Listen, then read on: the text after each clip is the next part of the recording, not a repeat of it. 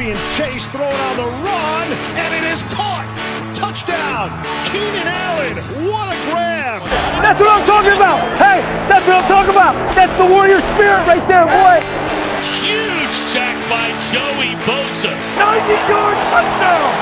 90-yard touchdown. That's going to be picked off at the 8-yard line by Derwin James. Herbert sets his feet, takes a shot downfield, has Guyton.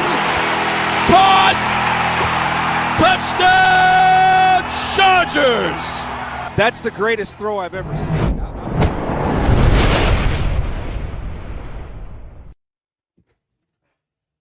What the bloody heck's going on, everybody? Welcome to the Thunder Down Under Chargers podcast. Andy Prophet here, your host as always. Jack Reed and Alistair Lloyd joining me. Gentlemen, welcome to our last regular season show. How are we both today? Very good, very good. It's over.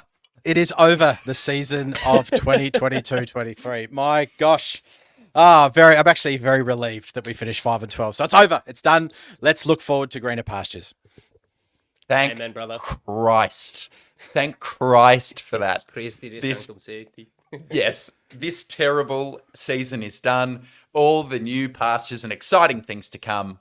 Let's just wipe this behind us and pretend it never ever happened, including all of our takes. The dog days of 20... Yeah, which we own. We keep receipts on ourselves as well. Don't worry, everybody. Well, there it is, folks. 18 weeks done and dusted. Regular season complete, as is the Chargers campaign. There will be no postseason podcasting for the three of us.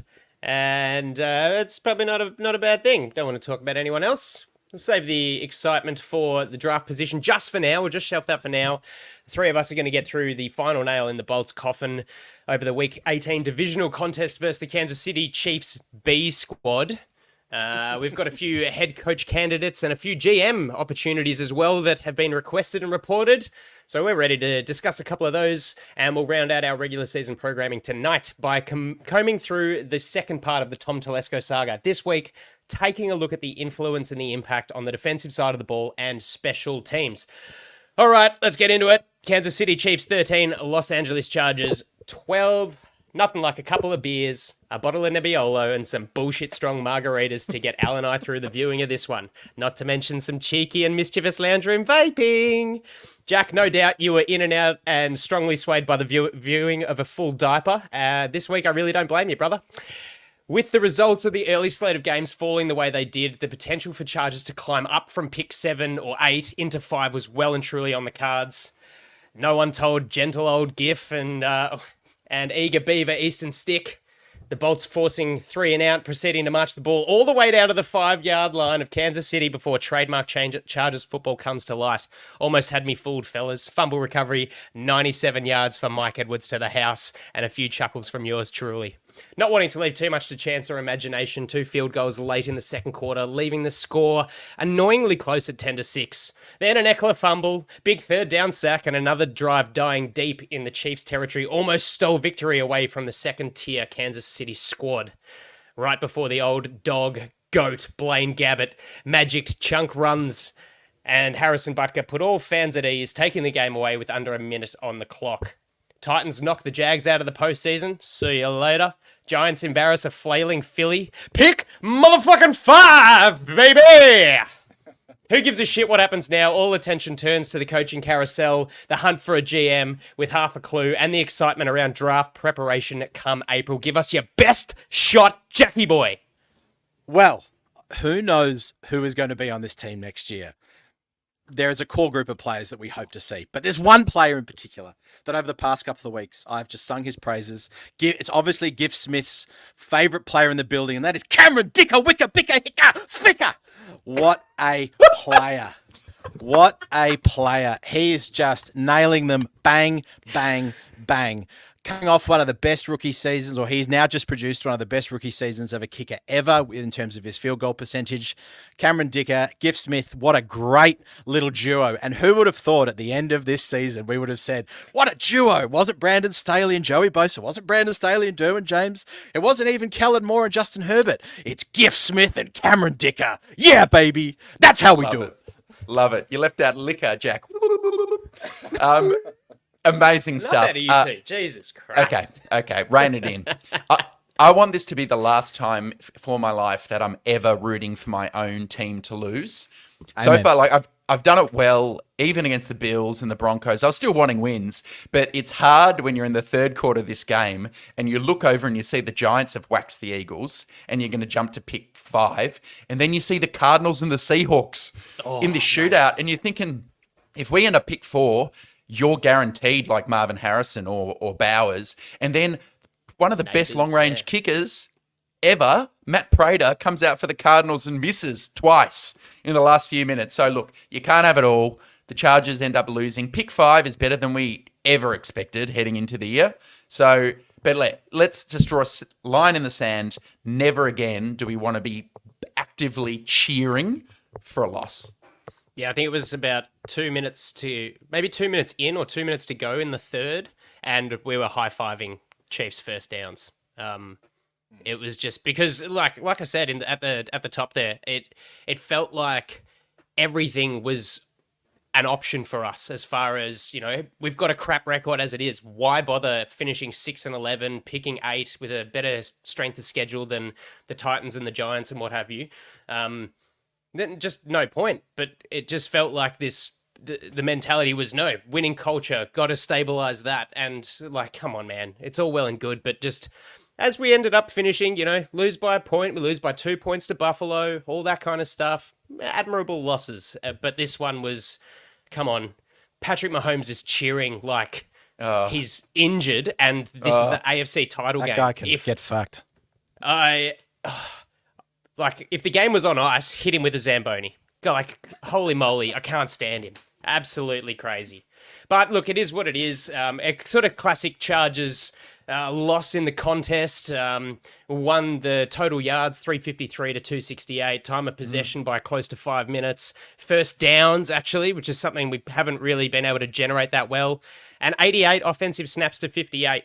It sort of speaks volumes, really, about the efficiency. Never truly looked a threat, but just uncomfortable enough.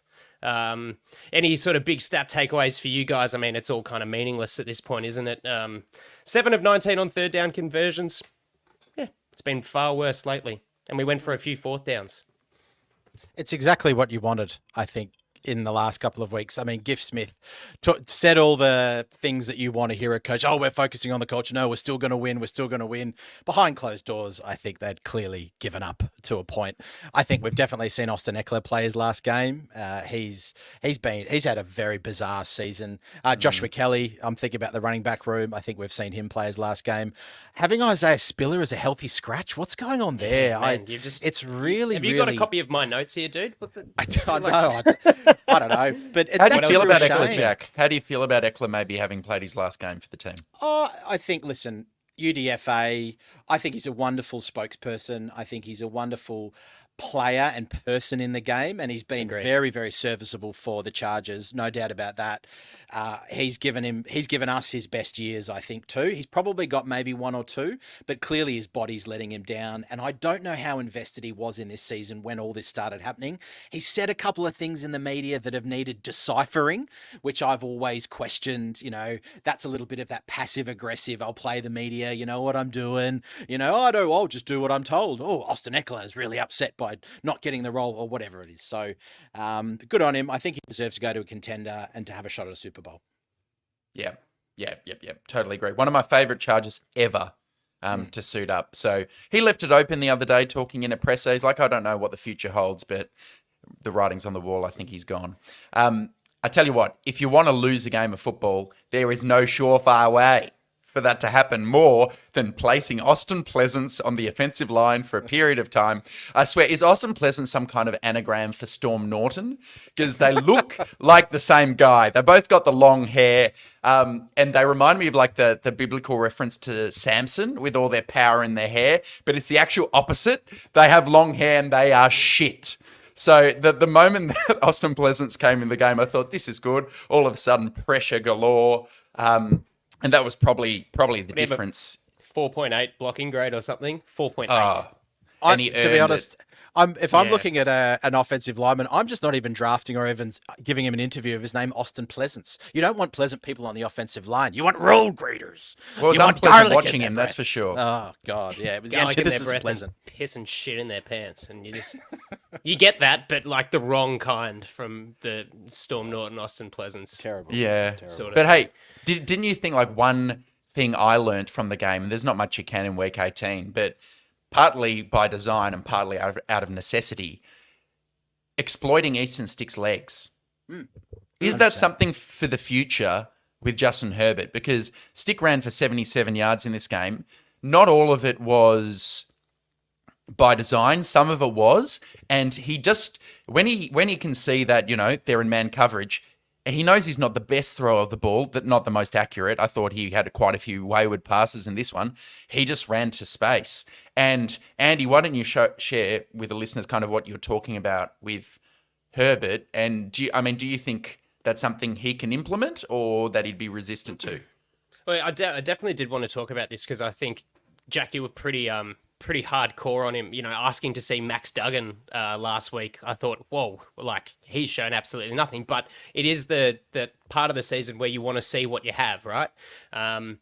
He's a free agent at the end of the season, Easton Stick. Sure, probably not a starting caliber quarterback, but I think capable and somewhat worthy of a backup role. Maybe not with the Chargers, but he's got that. He can sort of get you out of trouble for a week or two if you need.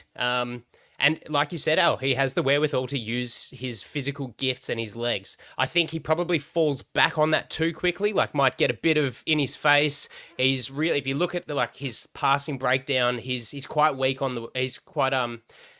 he's much stronger on the strong side.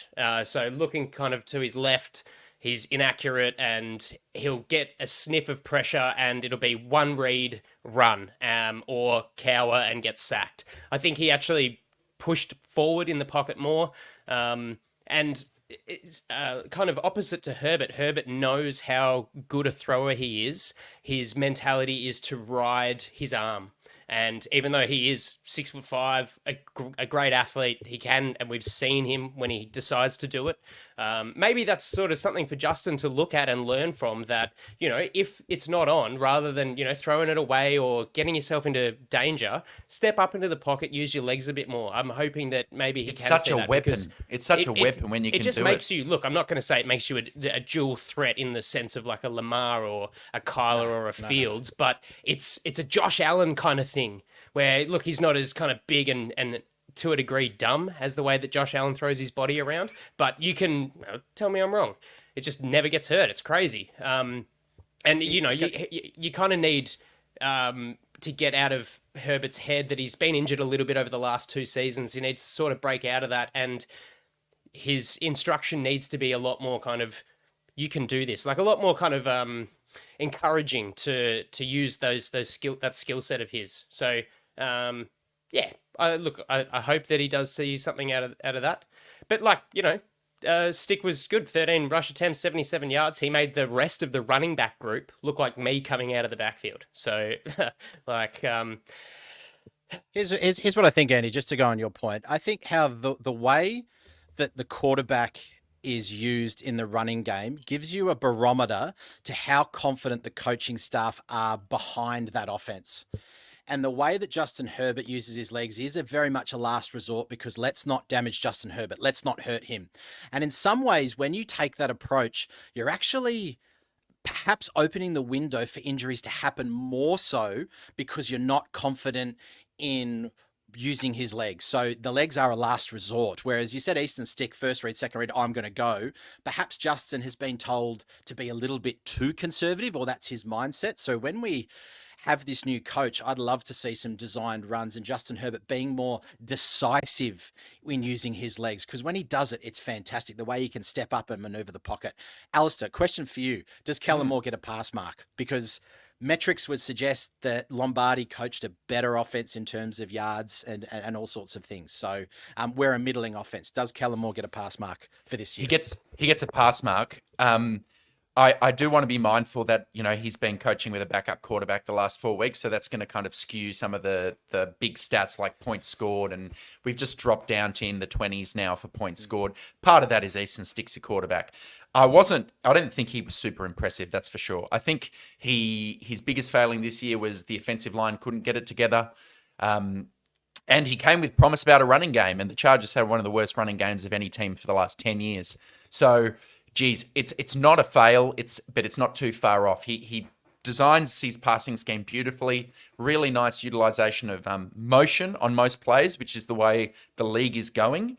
But the fact that we couldn't get QJ worked into the game much, to the season much, the fact that really until this week, where Darius Davis did quite a lot, struggling to use him well. Overall, I'm unimpressed by the experience. And if the new coach, whoever he is, wants to come in and get rid of Kellen Moore and start afresh, I don't care that Herbert needs to learn another offense. I think we need to find the best coordinator for Herbert.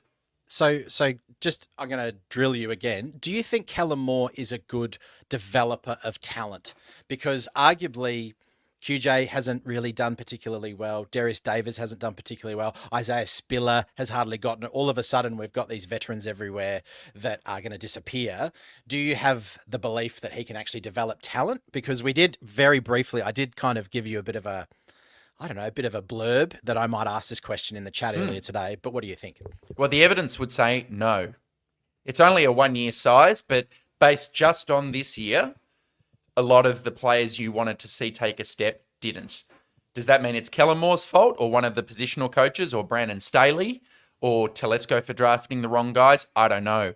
But Moore can't stand there with hand on heart and say, I raise the talent level of these guys, because the QJ had a terrible year, really, or a bad year. And Zion Johnson took a step backwards, and Saulia kind of took a step backwards. And there are some injury issues too. But no, I don't think he's shown himself to be a developer of talent this year. You can kind of look at how the offense went, similar to if you know that Spider-Man, that meme where it's all the Spider-Mans standing around pointing at each other. Like, you've got issues with the offensive line and availability, poor run blocking, which might even, just going back to Herbert running the ball. We were last per PFF in run blocking. You've got lack of availability of weapons. There's numerous things. Herbert's, unavailable with the left-hand finger, the right-hand finger. There's all kinds of things. But at the outset, we're going to take some deep shots. We're going to run north and south, and we're going to put points on the board. That sort of chat is in the mold of talking the talk, but not walking the walk.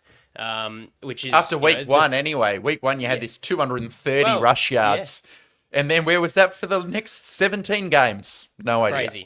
Crazy. It is interesting, just sort of falling back, Will, I just want to know what you guys think about, playing the best players that we have, but also knowing that we need to sort out a little bit, or just have a little bit more of a look at what we are going to have next year. So we've gone through the running backs. Austin Eckler, who said to, I think, per Daniel Popper, I'm not going to be with these guys anymore, and it's one of those journeys I'll always remember, but sad that it has to come to an end. Josh Kelly's a free agent, and so we're going to have Isaiah Spiller as the senior running back of the group.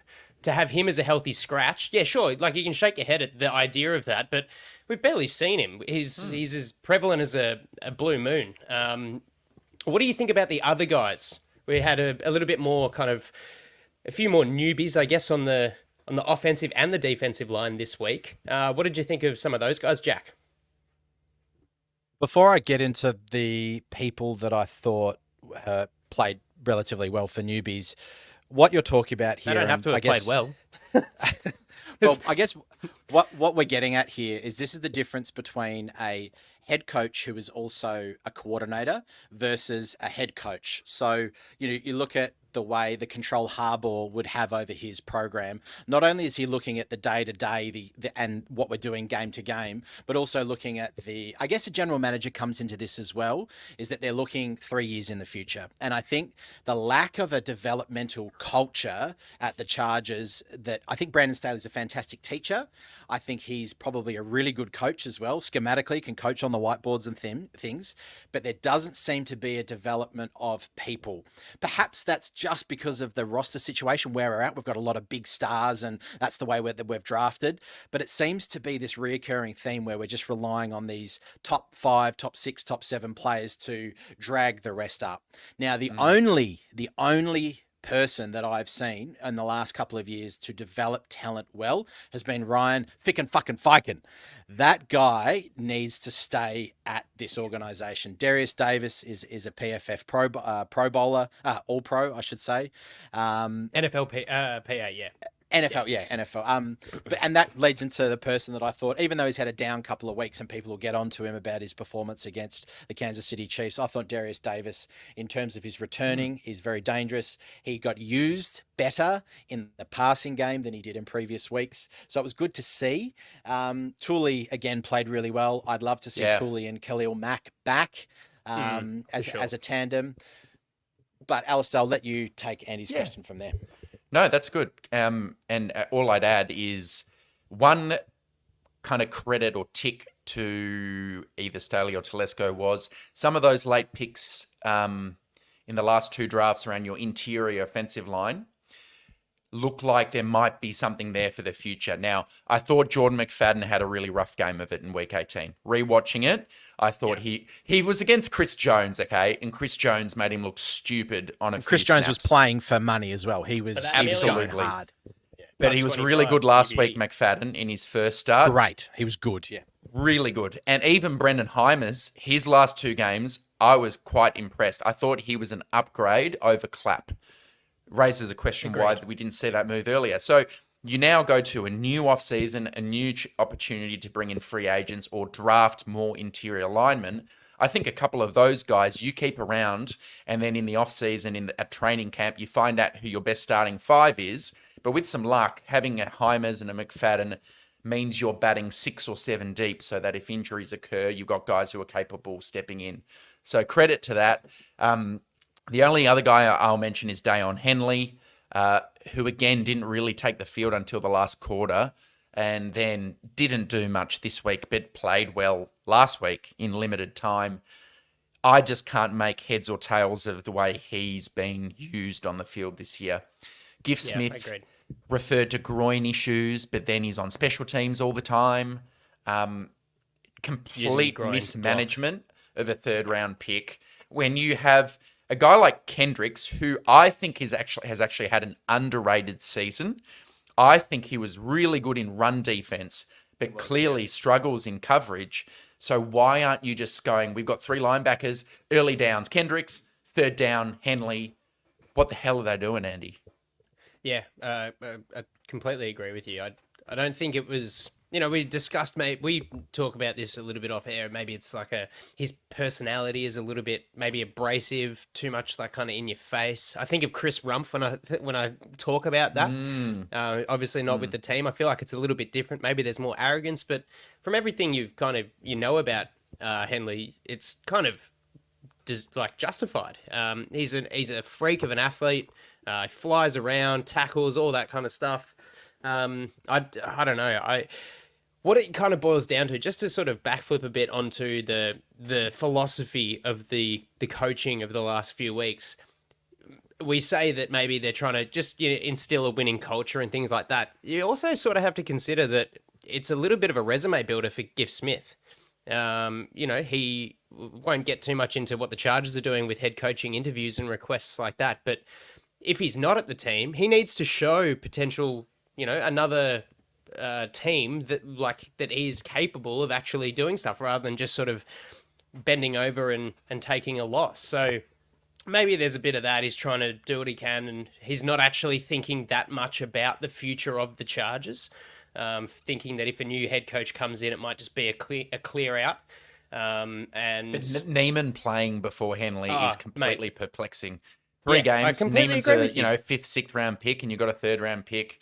I don't get it. I don't have it. I honestly don't have an answer for you because I feel exactly the same way. It sort of sucks to see.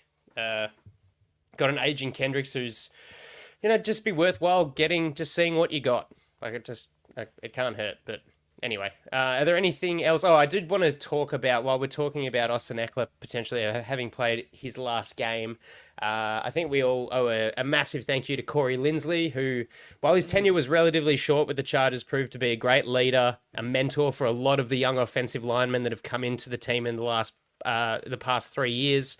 99% likely to retire at the end of the year due to the underlying heart issues. Sucks to see a phenomenal career cut short. One of the best to do it. So big thanks to the big fella there. He'll be missed, and it's going to be a big hole to fill. Anything further, guys, for this, or do we roll along? Let bygones be bygones with the season.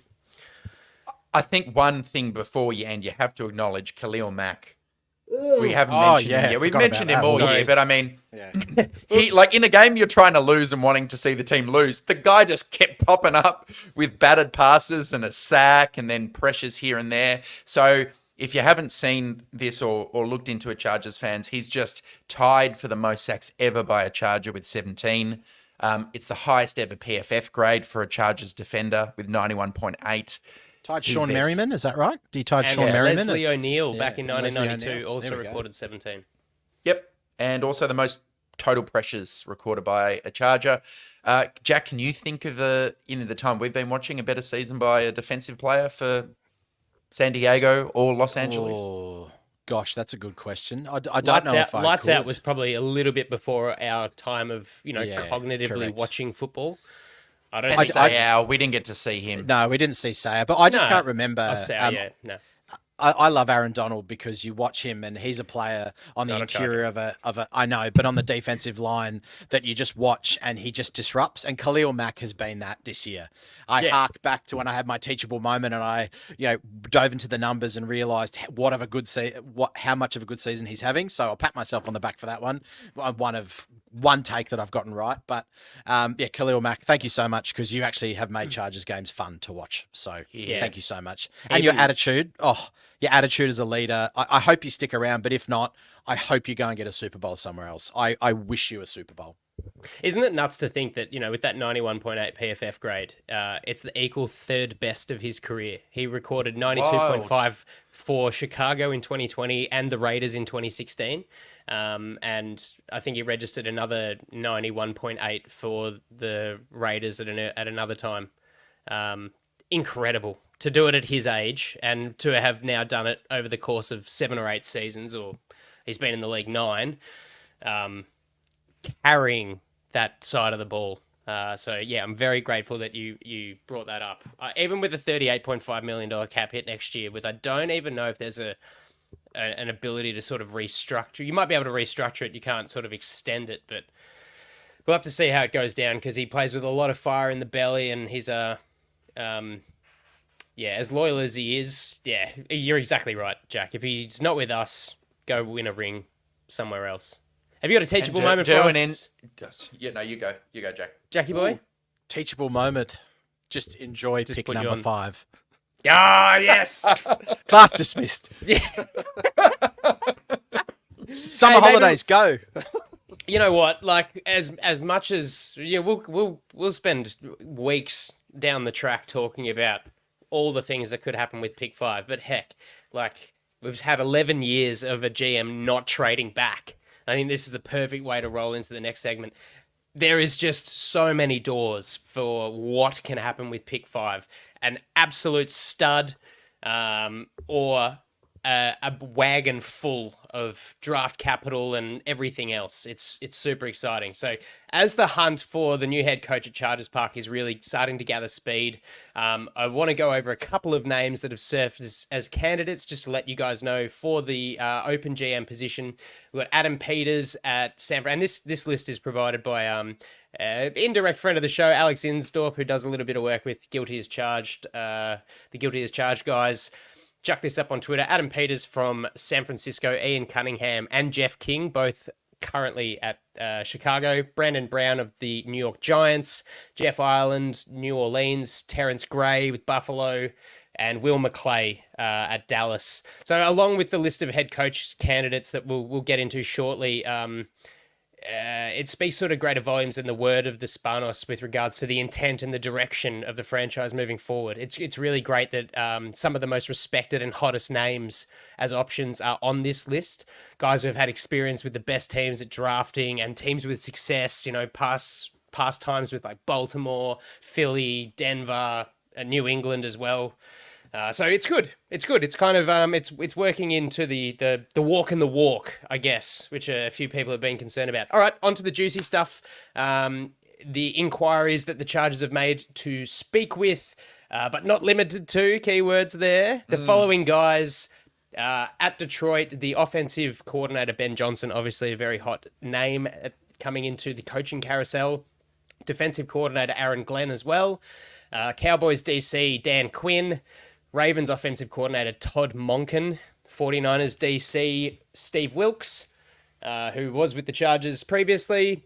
Raiders DC, Patrick Graham. Rams DC, maybe we're a little bit bitten by the old Rams defensive coordinator coming over to the Chargers, but Raheem Morris, we'll want to speak to him. Former Bills DC, Leslie Frazier.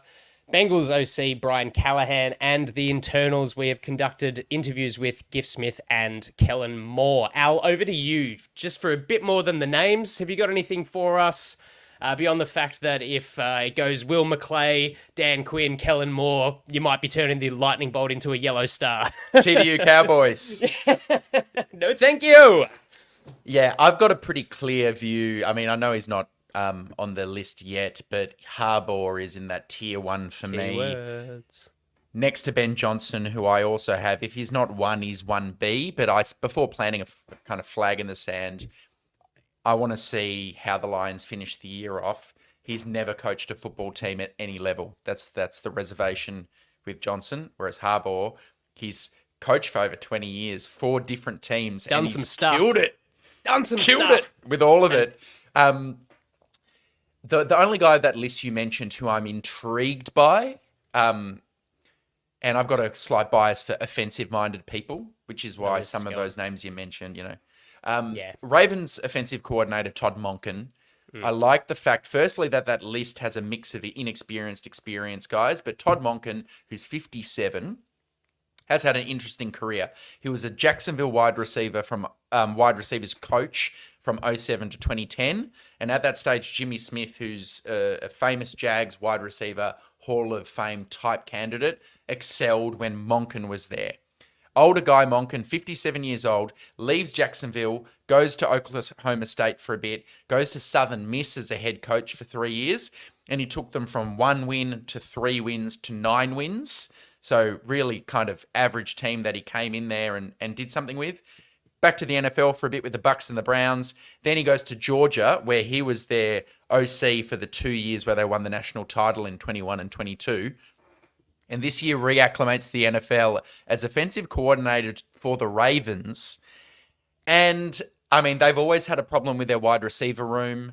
No more, right? They're suddenly productive through the air. Lamar's back to being an MVP candidate. That's a good point. It's still a bit raw, but you've hit the nerve. And they're the best team in the NFL, or the number 1 team in the AFC. So I'm not saying that he's my preferred candidate as coach, but that's interesting. What do you reckon, Jack? Let me just give a bit of a word of, not maybe warning, but just something to think about for those who are on the Ben Johnson train. When you hire Ben Johnson, remember you're not getting Dan Campbell. Dan Campbell is an enigma. Dan Campbell is a larger-than-life personality who has clearly set a culture at that organization of success. We all thought Dan Campbell was crazy, saying he's going to bite people's kneecaps off and blah, blah, blah. But he's created a culture or an environment at that organization that is winning. Beware of those coordinators that come from successful programs with a enigmatic head figure. Think of your Belichicks. Think of who's the Raiders guy, Josh McDaniels, who has, was very successful with Bill Belichick. Bill Belichick is this big, powerful coach that sets the tone. Josh McDaniels goes away and tries to do the same thing and fails. Twice, badly. So what you're hoping with Ben Johnson is that he understands that he cannot be Dan Campbell and that he needs to be himself, whatever that is. Exactly like Mike McDaniel has gone and done. He's a bit of a weirdo. But it works, right? Because he's very comfortable in himself. Now, if I reflect on how I truly look at Staley now, and hindsight's 2020, it always is, he was really genuine, but he just didn't seem to have that get up and go or that that calmness that you have when you are confident in yourself. You always seem very up and about. So just beware that you hope Ben Johnson has done the work and the development on himself as an individual head coach and doesn't try to replicate Dan Campbell. I agree. I think that's a really valuable point. You've got a genius guy in the books, and all you could kind of hope for is that he brings across some of the learning a thing or two about how Dan Campbell, who's just like, your classic kind of rah-rah guy. And I think I fell in love with Dan Campbell beyond the biting the kneecaps when I saw him talking to the media about the team, or maybe even talking to the team, and that guy started crying, and I was like, whoa. Like, it's a weird thing to kind of really like, but you just thought people will go to war for this dude. And you just sort of hope that if you bring in Ben Johnson, that he brings some of that across, or he's learned a little bit of how to not just run an offense, but how to lead a group of men, because that's what you need as the head coach. And I think that's something that limited Staley. He was a defensive guy who just didn't quite have the tools in the in his bag for doing more other than just sort of saying, that's the Warriors spirit, and I'm taking a line out of our own intro song. But, like, the reality is... You might have to change. Well, I was going to say, we're going to have to change that Chris one. Reed, We'll just, you out there? That's the losing spirit, man. we'll just get some audio clips of Harbaugh blowing up on the side. Oh, come on, man! Throwing his headset and stuff. It is nice to see Harbaugh winning the college football playoff championship. Now gets to eat dinner at the big boys table with Daddy Jack and Brother John as winners. Good on him. Haven't actually got around to watching that game, but it seems like they put Michael Penix Jr. in a bit of a blender. Ooh, yeah. And ran the football. Loves running the football, does Jimmy H. Anything further on those names, guys? I think, it's all sort of speculative chin-wagging for now.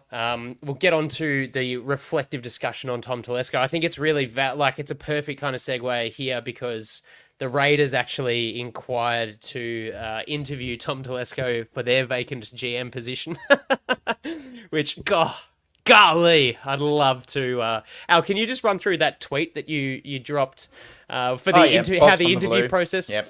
Yeah, bolts from the blue. If you've got a telephone interview with Tom Telesco as the Raiders, and you ask, hey, Tom, can you please give us an example of one time you traded up in the draft to your team's advantage, one time you traded down in the draft to your team's advantage, and one time you traded mid-season to your team's advantage? I reckon you just get doop, doop, doop, doop. The phone would be disconnected. 11 years, I don't reckon there's one example in any of those three criteria. What a fucking joke. What a jokester. Yeah. That's even, we're just going perfect segue to perfect segue, because they're like classic instances where on the defensive side of the ball, especially that trading up to your team's advantage, he really dropped the bundle. I don't want to jump straight into that, but Jack, what are your thoughts on how Tom Telesco has, used the offseason to improve, or to the detriment of the team, made his moves? Oh, you got to think that he's completely cooked the salary cap this year. So if you're taking a little bit of a recency bias, you can argue that he hasn't been particularly responsible in that sense, but he was trying to get everything. They were trying to go for it. So maybe you cut him a little bit of slack. Nah, fuck him, you don't, dickhead. But but generally speaking, and we have said on this podcast that he was good at being able to develop organizational friendly contracts with players. And if it did seem like a lot of money, there were pins to pull out if injuries occurred or if performance waned. So in that sense, I think throughout his tenure, he's managed the salary cap relatively, can I say, well, but it hasn't equated to anything. You'd hope that you have a couple of years of spending less and then you make some big money acquisitions, or you trade down a couple of years in the draft to just build up a war chest of picks and then go all out, moving up and doing that side of thing. It's very vanilla. It's not chocolate. It's not strawberry. It's just, he's getting the Neapolitan and he's just scooping out the vanilla. That's the only thing he's doing. The only thing. Spot on. And this year, what he's done is he's tried to eat the whole ice cream all at once, and he's just vomited it everywhere. And that's what's happened to our season. So Listen, you go down the names, and I'm not going to go all of them, but you just look at some of the signings and you go, oh, they were not good. And the ones that you go, oh, were they okay? Oh, they're not great. So, listen, Tom has just sat there and done not much. Just to reflect really briefly before I throw to you, Alistair, is I would like a GM that's not an expert in scouting. I think you can find a lot of people now who can watch so much tape and so many YouTube clips and get around that you don't have to be an expert on the nitty gritty. Alistair Bald sitting guy there from with his TDU loves a bit binoculars. of college tape. Let's get someone with organizational capacity that doesn't have to learn the organizational capacity. That's all I'm going to say. All right, over to you, lead scout. Love the glasses. With a focus on defensive players, I think there are two key moments or criticisms. One people will have thought about, the other I've thought about, and hopefully is a fresh idea. Key failure on the defensive side of the ball for mine is the decision to trade up for Kenny Murray in 2020. So he doesn't really understand positional value. We discussed that last week. He drafted 5 linebackers in his time and gave a massive extension to Donald Butler, which didn't work. Oh. When they traded up for Kenny Murray in 2020, I went back and had a look. So they had already taken, just bear with me for a second. Who did they take in the first round in that draft? It was Herbert. So they take Herbert at pick 6. And then their next pick in the draft was supposed to be round 2, pick 37. But they got itchy and they traded with New England to come up from 37 to 23. So they Just take... after Patrick Queen was taken by the Raiders, right? You can take my draft pick anytime, Tom. And listen to this because this will make you sick. So the Chargers moved to 23 and take Murray. New England used pick 37 to take Kyle Duggar, who's been a good safety. Good safety. Yeah, he's good. And we had to give 37, and we had to also give 71, our third round pick, to move up from 2 to 1. Pick 71 was therefore in the Patriots' hands, but they got itchy and they gave their 71 to the Ravens. So the Pats moved up to 60 and took Josh Uche, who's been very good. So the Patriots, instead of Kenny Murray, got Kyle Duggar and Josh Uche, both of them way better players. And then what the Ravens did with pick 71, which would have been the Chargers' pick in the third round, was draft Justin Madubuike, who's had a 14-sack season this year. Yeah, you're talking about position. You're talking about understanding positional value. Maybe not necessarily with Duggar, but Uche and Madubuike. So if there's no better salutary lesson than that, if ever you get obsessed with one player, and there's an argument that the Texans might have even done the wrong thing with Will Anderson, even though he's good, it will be rare that one player comes out better than 2 or better than 3. Give yourself more hits at the draft board since it's a crapshoot. So that's one that was obvious at the time. Everyone was worried about it. My other criticism of Telesco is not drafting cornerbacks who can tackle. And I'm hoping that Harbaugh... Oh, I shouldn't... Okay. Or whoever the coach is... What do you think, we're all Lloyd? in on Harbaugh. I'm hoping that whoever comes in now appreciates that there's been zigging and zagging in the league, right? It became high passing, so play a lot of cover 2, cover 6, Fangio, Staley stuff. They're going to throw it all over the yard. So offense has adjusted, and now they've realized if you're going to play 2 deep safeties and park the bus, what we're going to do is start to run the ball either up the middle or to the perimeter, like Shanahan and his tree like to do. And what that means is if you're a defensive back in the current NFL, you need to do what they call the crack replace, where you see that the tight end swallowed up by a defensive player, you've got to run up and tackle the running back. And Telesco has drafted guys like Nasir Adderley, JT Woods, Asante Samuel, who keeps showing that he almost can't play in the NFL if you're going to be that bad at tackling. Michael Davis, an undrafted guy who has struggled.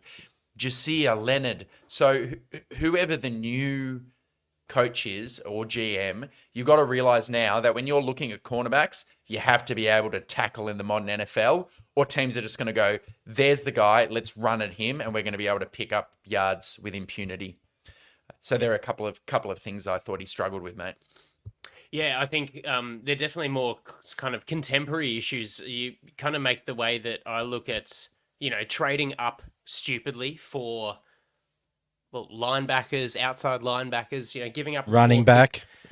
yeah, that as well. Giving offense was last week. Giving up fourth round picks to go up and get Manti Te'o and Jerry Atauchu don't work.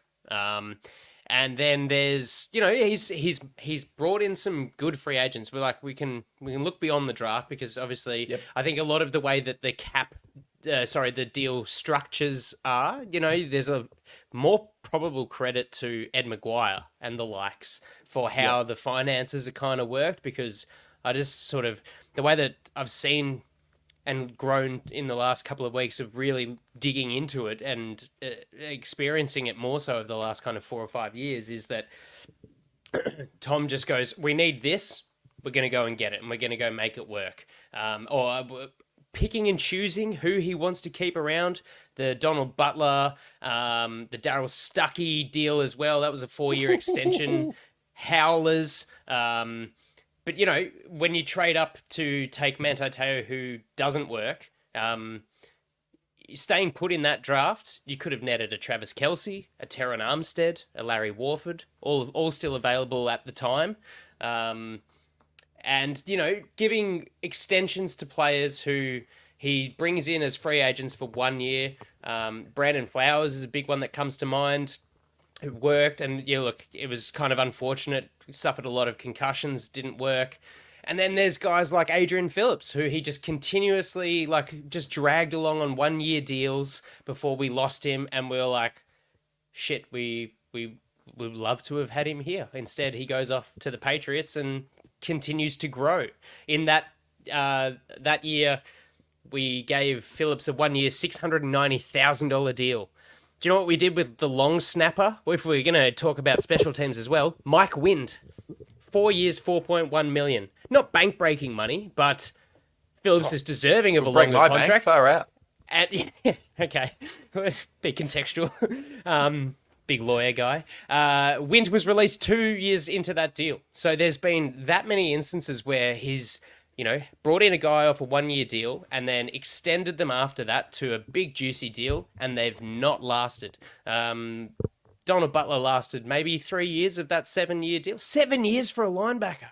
That's crazy business. So there just seems to be, I just don't understand. He gets big for his boots and makes these decisions. Now, sure, he's had some successes on the defensive side of the ball.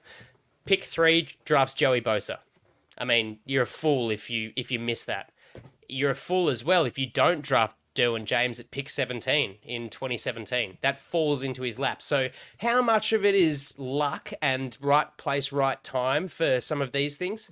As far as Bosa's extension, I think it's kind of justified, except now the longer that played out, the more injured he got, and then he got a bit cuckoo. 5 years, $135 million, a lot of money. Backs himself, drafts a decent guy. Corey Liuget was in the fold, 5 years, $50 million. Sort of petered off, missed a bit of game time with injury, but he was kind of just really sort of rests on his own laurels, and that's sort of the philosophy that I've found. It's a really kind of misguided. And that the comment that you made, Jack, about putting the team in cap strife it's been endemic, because the first year we needed a cornerback, and what did Tom do? Derek Cox, 4 years, $20 million, cut after 1 year of that deal. Now, look, that's not crazy, but what it does, Orlando Franklin and guys like that, it adds dead cap. And this year, because of the J.C. Jackson disaster and Sebastian Joseph Day being cut as well for, personality issues relative to the Staley situation, we're facing $28 million in dead cap money. And unless we can get something to work out with a few of these guys with big cap hits, where, sure, the money grows as the years go on, because that's the nature of the growth financially in the league. But we're looking at some real ugly stuff, and we're paying a lot of money to guys who are no longer on the team. Dustin Hopkins is in there as well. I mean, it's minor, and we've found a gem. I think Hopkins is out for the Browns at the moment as well with another injury. Let's not forget how much of a revolving door kicker has been over the last number of years either. Telesco could not find a kicker to save his life if we're talking special teams. We've gone the Young Wei Koo guy. But now he's a gun. Now he's up there with Justin Tucker for, minimum attempts. He's right up in the 90%, 95% success. So then how much do we blame Tom Telesco of not being able to find guys because he's had 3 head coaches? Has he been the one to choose the head coach? What's been Tom Telesco's philosophy? The defensive philosophy's changed, the offensive philosophy's changed, etc., etc. Yeah. It's just this self-perpetuating spiral like a snowball that the more you look at it, there's just been no consistency anywhere. And that's more than just a GM. I think that's an organizational. But to pick any of these players out as an individual and criticize, and you can also do the same thing as praise. The Kyle Van Noy, the Callahan signings, the Everett signings have been really, but you can't look at anything in isolation. I think you need to look at the whole thing, and it's just been chaotic for the last 11 years. Alistair, were you going to say something? Well, if I was Bob Telesco, Tom's brother, and I was trying to say, credit for anything this guy's done, because I'm Luigi Telesco, his brother, and you're saying he's been in charge for 11 years. What can we point to say, well done, bro, you did a good job with that defense? It wouldn't be the interior D-line, because I thought defensive tackle has just been a perpetual problem for the team. I was thinking real hard, and you already mentioned a few of the slam dunk early picks, but I'm not even going to give credit for that, Andy. I thought that's right place, right time, isn't it? Right place, right time. I thought he had if you fuck that up. Yeah.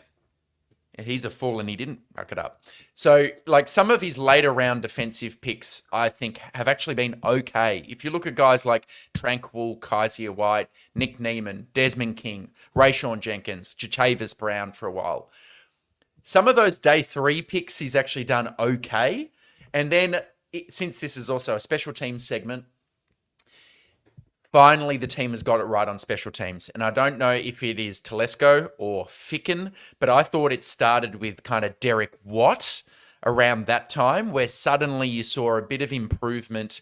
And we had to flirt with the kicker position for a while. But the fact that we've landed with Cameron Dicker, one of the best young kicker in the league, J.K. Scott, who's punting really well, and guys like Dean Leonard, Jasir Taylor, Nick Neiman, Dayon Henley, special teams is going really, really well. And look, he was GM when we drafted all of those guys. So if I'm going to praise him for anything, it would be some late round hits on defensive players and special teams picks recently. Yeah, agreed. I think on the free agency side of things, you can't argue that the Casey Hayward pickup from Green Bay was a miss. That was a sensational. Awesome. But that's one in how many? He led the league in interceptions in 2016 and was great. Brandon Meebane, not too bad. Obviously, the vegan guy fell away a little bit. Jack, you made a good point. There were roles that the guys played. Linval Joseph to a degree. Callahan certainly in the slot. Kyle Van Noy as well. And then, he got kind of sucked into the Staley vortex. And I think what that says to me is a lack of... Didn't we all? What that says to me is a lack of... you're all over the shop. I don't know what side you're batting for today. What it says to me is a lack of identity and a lack of, self-belief in Telesco to just say, oh, you want these guys, you want Austin Johnson, you want Joseph Day, rather, you want JC Jackson, you want Eric Hendricks. Here, you can have them without kind of thinking of, what that all means. I think that's, why the whole Chargers thing was all in, because it was like, literally, here is all our money. We've still got to talk about Khalil Mack being brought across because he's been the shining light in a That was the Brandon defense Staley, though, I reckon. Yeah, for sure. But, it's still... I don't know. I don't really understand what... Maybe Telesco started to doubt himself. For every one of those, late round picks, there was a few that absolutely sucked. I could have thought Xander Horvath would have been a guy that would have hung around. Mark Webb, another guy, maybe one of Staley's guys. There were a few guys late in the draft. Oh, shit. Alohi Gilman, 6th round pick. Very serviceable. Big hit. But then you've got Cortez Broughton, 7th round in 2019. You're not expecting to hit on those, but it's also just like, man, you can do a little bit better. So it's so hit and miss, right? Like it's just there's no real consistency. He backs himself, gives these guys extensions that he drafts or that he brings in on 1 year and they do well, and he goes, "Yep, I'm sure," but I don't think he understands what sure means. So it's been a bit of a roller coaster with old Tommy, and now he's, like I said, when he got binned, he lit a match into just a bunch of gas canisters, and if Staley was going to go, I think he knew he was going to go as well, finishing 5-12 or being 5-8 as we were, and really likely to miss the playoffs. He just thought, no, fuck it, whatever. If he goes, I'm out, and that'll be that. Go to the Raiders. Go fuck them up, please. Fuck the Raiders up. It leaves me wondering how successful day 2 and day 3 picks are, and are they contingent upon the sort of the continuity at coaching positions? Because everyone can hit first round picks. Everyone can generally hit, maybe not everyone, but it's more that we've said that Tom, a lot of players have fallen to him, taking Joey Bosa, etc. But with such a revolving door at coordinator positions and head coaching, it's just never those guys who probably need some consistency in terms of development have always been, if you got signed under Mike McCoy, you got drafted under Mike McCoy, in your final year, you're probably thinking about playing for another coach. And that's if that hangs over your head as a developmental guy, you're always wondering, well, what am I actually doing here? How am I playing? So maybe that's also played into some of the misses, perhaps, that we've always criticised Telesco at in these later rounds, because you look at other teams that have had consistency, whether it be at a GM level or a head coach level, that they go into a program, not just a team. They go into an organisation. And I'm just hoping that if Harbaugh is that person, he's able to bring that collegiate-style community environment to the team. Let's get a Chargers marching band. Yeah, let's go. Jack on the trombone. What are you doing, Andy? I'll go piano or something. I reckon I'll walk around with the drum. I reckon I could make that work. Be bigger than life. Identity is something Telesco lacks. Correct. Something that the Chargers have lacked. Let's just hope that whoever it may be, because the three of us seem pretty keen, and a lot of Chargers fans seem very keen on the Harbaugh regime in Los Angeles. Let's just let it play out, because we have no control over it. We'll criticize and praise whatever happens. But let's hope that there's just, at the end of the day, a bit of identity on and off the field for this organization moving forwards. That's the kind of only thing that we can really a bit of mic tech from Jack there. Lovely. Look, guys, it has been a tough year to swallow as Chargers fans. Thank you to all our listeners and viewers. Really appreciate it. We love doing this. Doesn't matter if none of you show up. We'll keep going along with it because we have fun.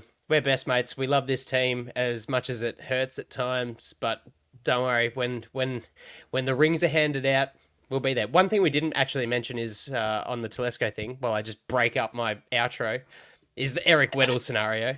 And I loved the fact that when Phillip Rivers came to SoFi for Antonio Gates' little celebration, Eric Weddle was in there with his Super Bowl ring. The biggest fuck you to the Chargers organization, laughing his head off, big dick, big beard, having a good time.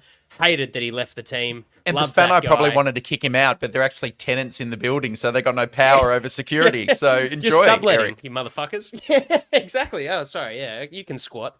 Have fun. He knows. He owns more of it than they do. Back onto it. Thanks to everyone for tuning in throughout the course, the last 2 years even. We'll be there when the roller coaster peaks back up, and we hope you're all there to join with us. Enjoy the playoffs as neutrals, spectators, just like we will. We're going to take a couple of weeks off, and we will do a season wrap-up, bit of a round table. Might even get our great buddy Kyle on the show, as he and his wife have brought in a baby girl into the world. Woo. But thanks so much, guys. We'll see you next time. Enjoy the next couple of weeks of football before it's all over. We'll see you next time on Peace out. TDU. John Harbaugh for life, yo.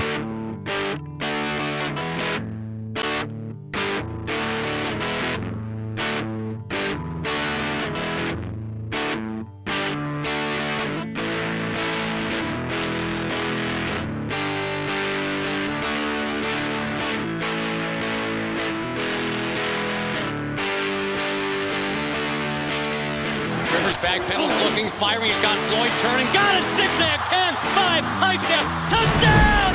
San Diego! Woo! Good night! Good night to all!